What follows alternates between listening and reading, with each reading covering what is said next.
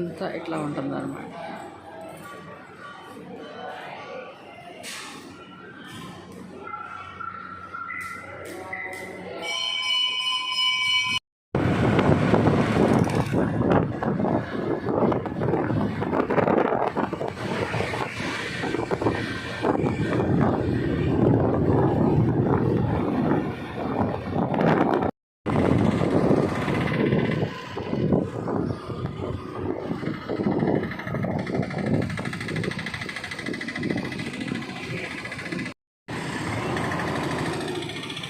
వచ్చేసామండి, దర్శనం అయిపోయింది. పెద్ద రోడ్డు ఎక్కేసాము.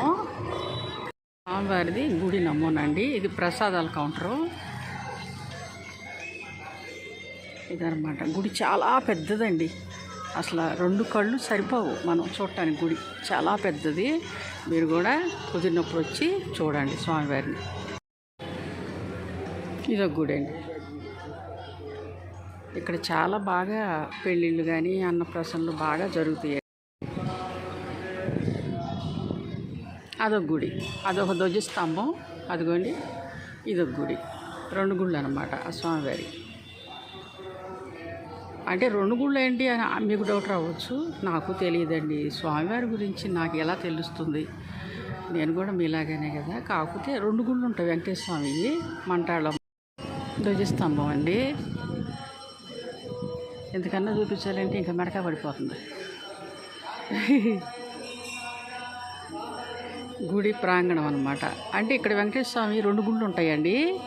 మంటాడలో వెంకటేశ్వర స్వామి 2 గుళ్ళు ఉంటాయి అన్నమాట. ఇదిగో అదొక గుడి, ఇదొక గుడి.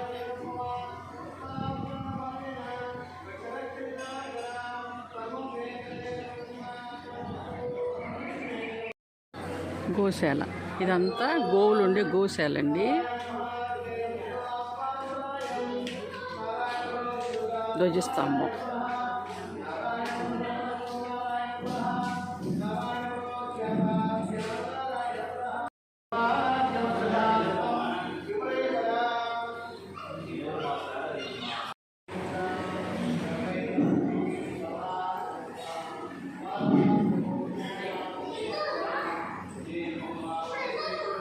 పూజలు చేయించుకుంటున్నారండి భక్తులు.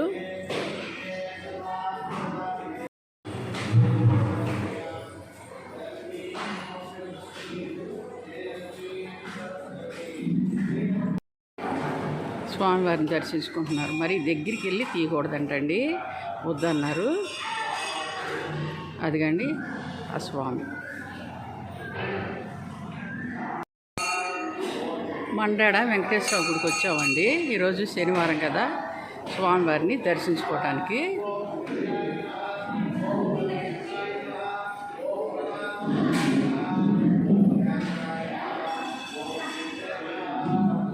గుయ్యూరు దగ్గర అండి మంటాడ వెంకటేశ్వర స్వామి గుడి అనమాట.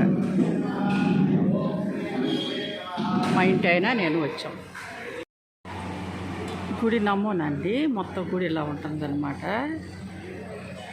రండి లోపలికి వెళ్దాం.